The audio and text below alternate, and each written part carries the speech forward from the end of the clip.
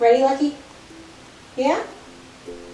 We're going to talk about all the sewing projects we did in 2020. Yeah, we're going to talk about them. Alright, so hello everyone from Lucky and I. She has now decided she's going to sit in my lap while we talk about this. Welcome to going over 2020, a sewing year in review. Wow, what a year. It was, to borrow a word, unprecedented. It was a unique year, and it posed difficulties in many ways. I found myself sewing a lot of different things, or things I wasn't necessarily planning on sewing. I don't know how many face masks I actually made. I just remember the weekend in April that I should have been at my senior formal. I sat and made at least 50 face masks, to the point where my foot hurt because I was pushing on the pedal so much, because when you make face masks it's a lot of little short seams, so my foot was going up and down a lot. But anyway, that's not what we're here to talk about. We're here to talk about pretty dresses that got me through 2020. The first up, we have a dress I actually forgot I made in 2020, because I made it in the January and February of 2020, and that doesn't feel like the rest of 2020. 2020 actually started in March. So I forgot I made it in 2020 until I came to do this video, and I was looking through my own sewing vlogs and realized that I published it this year, and I was like, wow, I totally forgot about that. But that was my first project of 2020 was my robe a la Française, and I feel like it's almost a rite of passage for historical costumers to make their first robe a la Française, and I made mine in this really pretty red, and I usually sew for events. I make a costume and then I wear it to an event, which since there were no events in 2020, it changed the way I do sewing, and we'll talk about that in a little bit. But this is the first one where I do my normal thing, where I make a costume, I wear it to an event, I have a great time. My friends and I, who all went to that event, we call it like the last hurrah of 2020 that we didn't even know it was going to be, because the event, the beautiful Outlander ball, was held in February before all the shutdown happened here in the States. So we had a wonderful time. Making this was a challenging endeavor. I like to think that I level up each year in terms of difficulty, in terms of the quality of my craftsmanship, and the Robe a la Française really pushed that, and I appreciate myself challenging myself in that way. And I did it, of course, with the help of the American Duchess sewing guide. I used the American Duchess pattern from Simplicity, and of course I will link all of these down below in case you want more detail, further detail about how the nitty-gritty, if you will, of how I made these outfits. I think what I'm probably most proud about of this outfit is the pleats. I really like the pleats. I wish I had more fabric, because I kind of ran out of fabric. For the petticoat under it, I had to use bed sheets for the back of it. I ran out of the pretty red fabric. So that would be like the one thing I would change, is that I wish I had more pretty red fabric. But you know what? It's okay. It's in the back. No one actually sees it. It's alright. Saved money. So that's fine. But if I had to choose like the best part and my least favorite part of the dress, I think I will definitely make more Robe a la Française in the future, and they'll continue to improve each time I make it. But for a first time I ever made one, I think this was a really good start to making it. I think I'm used to more fitted Victorian garments, and I was kind of surprised by how loose this one was. It's very, very flowy, lots of fabric that's just kind of there, especially in the back. But I love it, it's so pretty, and I love how it moves, and when I danced, it was great. And I love the memories that I made in that outfit, particularly. It was a really special night, and yeah, it was great. It was really, really nice. It's good times. Right after I made those Robe à la Française videos is actually when I became a YouTube partner and this channel got monetized. So thank you all so much for enjoying those Robe à la Française videos and for all of the views and likes, subscribes, and watch hours that came with that project. I credit that project in a fairly large part with becoming eligible for that program because it happened right after I posted those videos. Of course, we had been building to it for a really, really long time, but that's what really pushed it over the edge. So thank you so much for that. I really appreciate it. All of your likes, subscribes, watching. I know I'm sorry that there's ads, but I appreciate you watching them because that makes it so that I can have even like a little bit more money to put into sewing, to put into creating content for this channel, because I also work full-time, so finding time to do this channel is also it's really a passion project of mine. It's 12, it's after midnight when I'm filming this now, but I love it so much, and I love sharing with all y'all, and I love being able to reflect on my sewing and costume making and sharing that with all y'all, because sometimes when I was starting out it's harder to find information and to put just information out onto the internet about all this stuff, where to find patterns, where to find fabric, events to go to. I want to put it out there so everyone it's accessible and do my part to do that. So yes, thank you so much for making this slightly I'm not trying to find a good word for it, but thank you for making this a monetized channel for me. I really appreciate it, and I appreciate every time you do indeed watch the ad, because that does indeed help me. So speaking of ads, alright, thank you for sticking with us. The next project I made was this 18th century coat for Stephen. It was the morning of the Outlander ball, and I realized he didn't have a coat to wear over his waistcoat, and I decided that he definitely needed one. So in about 3 hours, I threw together this jacket, and well, it kind of looks like I put it together in 3 hours. So overall, the 18th century coat wasn't my favorite thing that I made. I see a lot of fit problems with it, and I would definitely redo it. It was made in a hurry, and I couldn't try it on Stephen because he wasn't there that morning. He was actually moving. So I want to redo it. Yes, my baby. I want to redo it and remake it, spruce it up, make it fit better, give it a lining, all that good stuff. I'll do at a later date. So I did skip over the project of making my 18th century shift to go under my robe a la Française. And underpinnings are so important, so important. They really give the shape of the dress. They are the foundation layers, and a lot of times they are called foundations because they're what the dress is built off of. So you can make a beautiful dress, but if you don't have, you know, the correct undergarments, well, sometimes it's not going to look right because the dress is made to go over those foundational layers.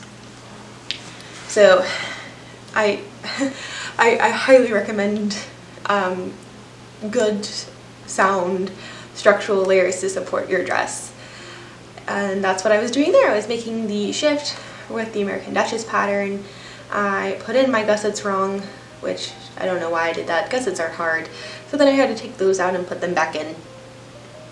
But shows we can all make mistakes in sewing, and you know what, seam rippers are invented for a reason, and we can use them and make it right again. After I completed all of those projects for the Outlander ball, that's when everything started to shut down. Events were getting canceled left and right, and my next project was going to be my senior formal dress, and I'm still sad about it. I had just gotten some really pretty fabric. I had been planning what style I wanted it to be, because last year I had made my formal dress, and it was the first more modern dress that I had worn that wasn't exactly a costume. It was really more of a dress that I wore to like a real life event versus a costume event, and it gave me a lot of confidence in making beautiful, more modern, even though it was based off a 1950s design, but more modern dresses. So I was going for a super modern dress this time, almost like a mermaid cut and a halter neck, and it had this beautiful green shimmery fabric and black silk. And then I didn't have the heart to make it after the event got canceled. And I still haven't made it because I haven't had a reason to. There's been no event that it would be appropriate for me to wear it to. So I have the fabric. I actually have video of me picking out the fabric, because I was going to do a whole video about picking out the fabric and designing it and making it, a whole series, and then none of that happened.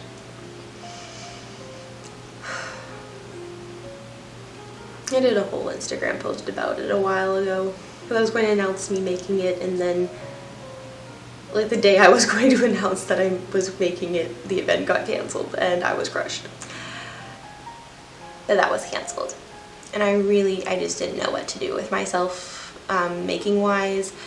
I wanted to make things, but I didn't feel motivated to make things, because I usually make for events, and there were no events. So I decided to be, well, what can I make that's practical? So I decided to make a chemise, an 1860s chemise, because my old 1860s chemise is at least 10 years old and it has so many sweat stains, it's kind of disgusting. So I decided to make an 1860s chemise, and I decided that I had so much time, because the world had shut down, that I was going to hand sew it. So I decided to hand sew this chemise. I am not that good at hand sewing. I didn't like it that much. I say didn't because I made the 1860s chemise that was completely hand sewn, and then I made the 1840s dress that had a lot of hand sewing in it, and I began to like hand sewing more. It takes longer though, so you have to have more time to dedicate to do it. But I've of course been watching Bernadette Banner videos, and she talks about a lot about the meditative nature and just kind of good for your soul part of hand sewing. And I thought, you know what, I need that in my life. I need to, you know, everything's been slowed down for me. I need to slow down. I'm going to slow my sewing down, and I'm going to use a needle and a thread and weave together a garment. And that's what I did, and I was really happy with how it turned out. I thought it was very authentic. I felt good about wearing it. It added to my repertoire of hand sewing skills, which is always a good thing to do. Right, Gabby? Yeah. And then I still didn't really know what to do myself. So I was scrolling through Instagram one day and I came upon a portrait of Jane Eyre. And I thought to myself, I like Jane Eyre. That's one of my favorite books. I'm going to make a dress inspired by Jane Eyre. So that's what I did. And I made an 1840s style dress. I had never done 1840s before. It was a new decade for me. And I thought, well, I have this time, might as well make something that I don't have, and then when the world does come back, I'll have something to to wear to 1840s events, and that'll be fun. It was also a weird thing because it's hard to go out and do photo shoots because I couldn't really go anywhere. So for a really long time I didn't have any good photos of my 1840s dress. And then I finally went to the beach and I took my 1840s dress because I love doing photo shoots at the beach. I think historical costumes and beaches go together beautifully. Would highly recommend taking your costumes to the beach. Photos will turn out so fun. And videos. I always do a little video of me running around because they're so fun. They're so fun. So that was really the next project that I did. There was a lot of hand sewing and new techniques that I did in this dress because I didn't have that rush to make it for the event. There was no deadline for this dress, so I really was able to take my time and to learn some new techniques, to work on my hand sewing skills, to build that repertoire of skills, and I liked it. I think it turned out fun. There'll be some things, of course this is the first outfit that I ever do in a decade. I think to myself, you know, you just gotta do it. It ain't going to be perfect. It's not going to turn out 100% how you want. The fit isn't going to be 100% perfect because this is the first time you're ever using that pattern, the first time you're ever doing that decade, and you will learn by doing. And that's what I always tell myself, is just do it. It'll turn out good. I'm still proud of the 1840s dress.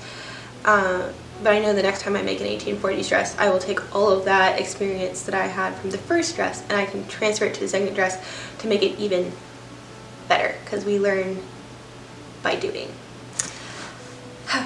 Alright, so the next thing that happened was I got an embroidery machine.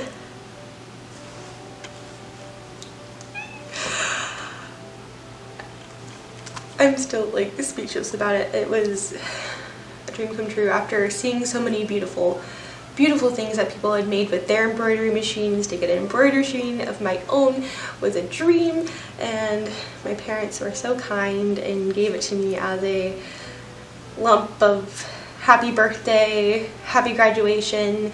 We're really sorry that all the fun stuff of your senior year got canceled. Here's an embroidery machine. And it was fantastic. It made me very, very happy. And I've tried to use it in every project since then. The first project that I used the embroidery machine for was the next dress that I did, and that was my Lady of Shalott dress. It was so fun to be able to do COVID, which was a fun virtual costuming conference that Noelle of Costuming Drama really headed, as well as the other admins of CosTube really put on for the costuming community, and it was so fun, and I was so happy I got to be a part of it and a part of that wonderful community. It's one of the things that has kept me going this year is online friendships I have made because of CosTube, and it's wonderful. One of the things that has also kept me making things, because I don't think I really would have made that 1840s dress. I would have started it, but I don't know if I would have finished it if I didn't have CosTube. And I know I definitely would not have made the Lady of Shalott dress because that was such a fun thing that I did with the Embroidery designs. So go check out their channel. She's super cool and is doing lots of fun. Go check out her last video, and she's going to do amazing design things in grad school. So go check that out to see what she's going to be studying and researching, and her plans. So do that. But it was a collaboration that we messaged each other, and we came up with sending each other historical paintings, and then making outfits inspired by those paintings. So I was able to use my embroidery machine, and I did gold embroidery on the bodice and on the sleeves, and I had been wanting to make something that was more medieval inspired for a while, because I think it's so fun and an era that I have also not tapped into. And then she gave me the Lady of Shalott painting, and I was like, yes, this is an excuse to go make something medieval fantasy like, and that's what I did. And I sent her a really cool painting. Go check out her video. I'm going to link it in the description so that you will go and check that video out. Go give her some likes and subscribes. She's amazing. Caroline of the Embroidery Designs. Yeah, but I really love this dress. I only made it really for COVID. I didn't have, that was the event that I made it for, and then I did a whole photo shoot with it out in the woods, away from everyone. I have plans to add things to this dress this next year, but that will come later. Another thing in 2020 was that it is, or was, an election year.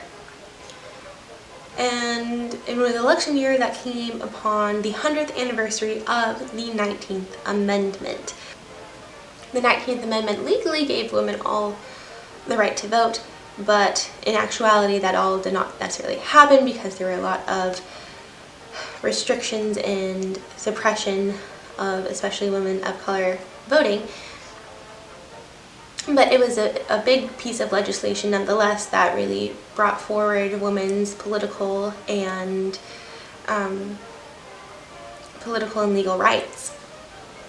And so I wanted to make something that was attributed to this large historical event. So I made a Votes for Women's sash, which was a slogan during the suffrage movement. I made a Suffragist sash, which is different than a Suffragette sash. So Suffragette is what you would call women in Britain who were the right to vote for women. And in America it would be you were a Suffragist. And I explained that more in my video about why they're different, but they are. So I made a Suffragist sash. And I made one for myself, I made one for my coworker Leslie, I made two for the museum that I work at, the Northeast Georgia History Center, because we were doing an exhibit on the 19th Amendment in Georgia, the state where I live. So we were doing that exhibit, and there was a nice white dress there from the time period that we were using as a suffragist dress, and Leslie, who was putting together the exhibit, asked if I could make a suffragist sash to go on the dress. So I said, of course, and I was very excited to do it because it's the first time something that I made got displayed in a museum. And that's kind of been a dream of mine, that one of my historical garments that I made, my historical reproduction garments, would end up in a museum doing historical, to interpret history. And yeah, I think that was a big, like, yay part of 2020 for me, like a really big accomplishment. The dress and the sash, they actually ended up in the local paper, a photo of them, and yeah, that was a good feeling. One of the really big things for me this year, which is not costuming related really, but only slightly, is that I graduated from my dream university, the University of Georgia, with a degree in history, a minor in theater, and certificates in museum studies, British and Irish studies, and historic preservation. So it was quite a year to graduate, and I immediately was able to get a job with the Northeast Georgia History Center, and I'm now their Director of Education, and I feel incredibly blessed and privileged to to be working there, especially at a time like this. And I love every single day. I love what we do. I love the people I work with. We're a great team. And one of the things I did, I got my own office. So I made an embroidered throw pillow for my office with a really pretty flowered M to dress up one of my chairs in my office, and I really liked that. So here's a video about me making that beautiful embroidered pillow, which is not necessarily costuming related. That's far more of one of those more practical everyday items, but I still enjoyed it, and I thought you might too, because I got to use my embroidery machine. It's just fun to watch that thing go. Alright, getting close to the end here. The second to last thing that I made in 2020 was a collaborative project that I did with Burnley and Trowbridge, and I was so honored and excited to be able to do that with them. It was amazing, and I got to make an 18th century wired cap, and I hand sewed it. There's a theme here, lots of hand sewing in 2020, slowing everything down and really thinking about each stitch. Lots of reflecting that happened in 2020 for various reasons. But that was one of them, and I was just so excited to get to work with their materials and their pattern. The materials, some of the nicest fabric and ribbon that I ever have set my hands on, and the pattern was so good and very detailed and historically accurate, researched, so well researched, and gave such great references. I loved it. I loved working with that whole project. It was great. It was so great.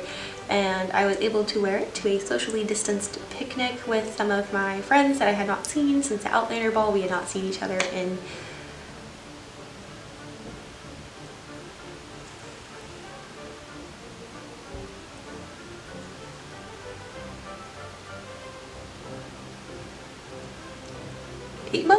nine months?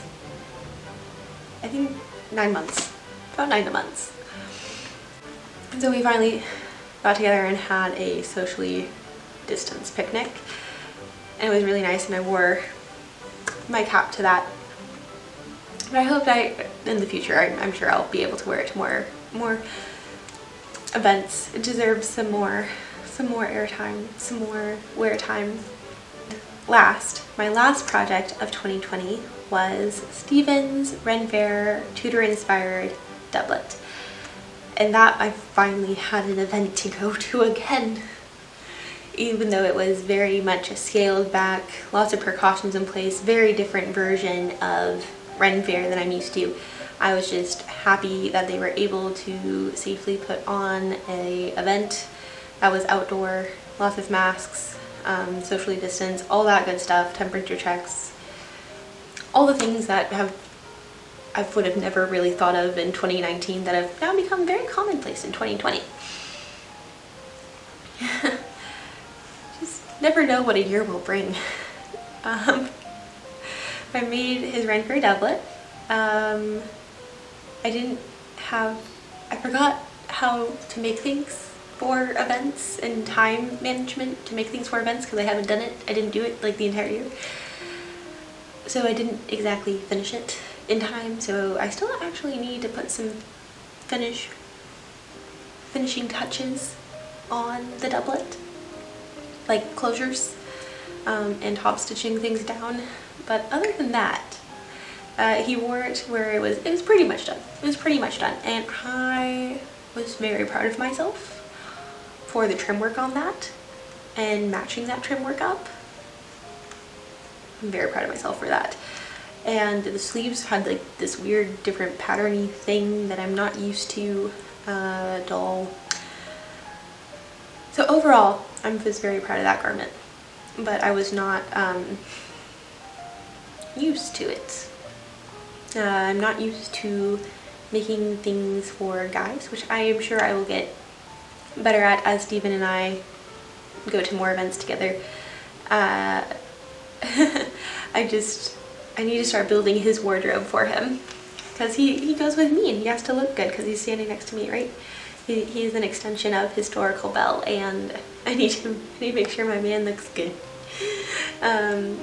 in costumes. He already looks fantastic. I love him for everything, but yeah, gotta get him some more outfits. Gotta get him some more good outfits to go with me and dress up. And one of the things I love about our relationship is that we both love to play dress up. He gets so excited whenever I make him something, and we both love doing it. It's magical. So that pretty much is what I did in 2020. It was a lot more than I thought I made before I started talking during this video. I thought I hadn't made much at all. And then I realized that I actually had made quite a bit. And that's a good thing about reflecting and writing things down and looking back upon things, is you realize you do more than you think you do. At least that's usually the case with me. That's usually the case with me. I made a lot of smaller projects this year. I think it was more manageable, especially as I was getting used to my job and there not being a lot of big events. I did a lot of smaller projects. Okay, so I did a lot of smaller projects, which is interesting because I don't usually feel like I do a lot of smaller projects. I feel like usually I tackle really big dresses, big dress projects, and didn't do that much this year. I mean, I still did. I did it with the Robe a la Française and the 1840s dress and the Lady of Shallot dress and Stephen's doublet, but there were also a lot more smaller projects thrown in there too. And sometimes the smaller projects can take as much time as the bigger projects because they're so detailed, which is an interesting thing that I found out. Now, looking forward to 2021, I have a lot of really big projects in the works, like huge, like super big, like bigger than I've ever taken on before. I'm super excited about it, like super duper excited about it. Am I going to get it all done? I sure hope so. The next big project I'm releasing will not be coming out until probably somewhere around February, and then there will be a flood of videos about this project. And until then, I'm not sure because I'm working on it, but I'm keeping it a secret until it premieres. But it's one of my biggest projects I've taken on to date. Yeah, I'm really excited about it. I'm really excited about it. And then I will do another video where I talk more about my plans for 2021 and what I'm sewing, because I figured it out. I had to really kind of, because I'm doing I'm doing really big projects. Three segments of really big projects. Actually 4. There's 4. There's 4 really big projects that I'm doing. So I have to very much budget out what I'm doing when. Kathy, what are you doing? Okay, baby. So I'll do another video about that a little later. But thank you so much for sticking with me through 2020. I have huge things in store for 2021. And until next time, happy sewing, happy new year. We made it to 2021.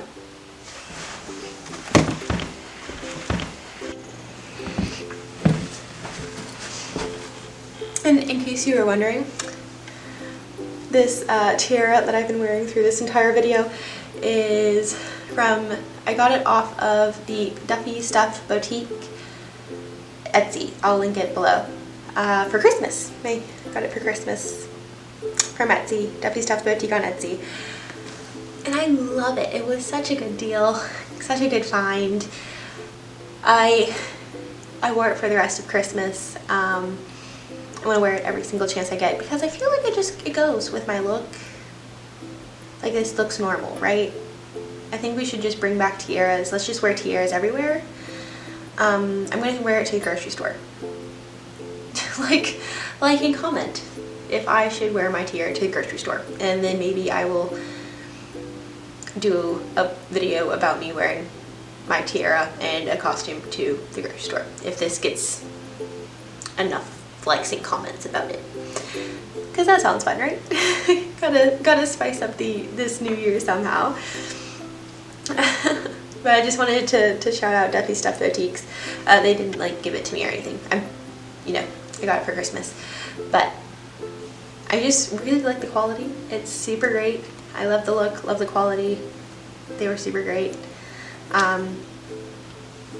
So I wanted to shout them out because support small business.